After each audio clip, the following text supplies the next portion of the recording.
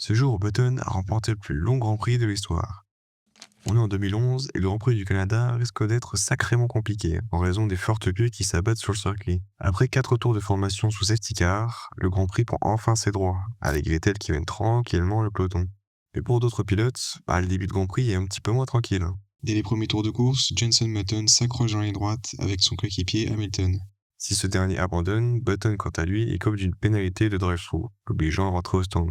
En plus de ça, la pluie va redoubler d'intensité, entraînant un drapeau rouge. Et dès les reprises, c'est encore la galère pour Button, qui va de nouveau s'accrocher avec Alonso cette fois-ci. L'Espagnol abandonne et l'Anglais est obligé de rentrer au stand à cause d'une crevaison. Au 41e tour, et après une énième safety car, Jenson Button ressort bon dernier. Mais Button est un pilote fantastique sous la pluie. La preuve, au 56e tour, Button est 4e. Il vient de remonter toute la grille en seulement 15 tours et a encore toutes ses chances d'obtenir un podium.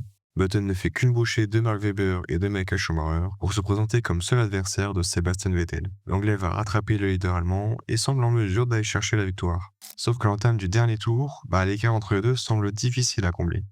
Mais ça, c'était sans compter un petit coup de pouce du destin. Hold him off. I think Vettel's got Wade. Yeah, he's got Wade. He turned in too late. He got the tyres. Button leads the Grand Prix. Dans des conditions très piégeuses, Button démontre tout son talent sous la pluie en franchissant la ligne d'arrivée en tête après 4 heures et 4 minutes de Grand Prix.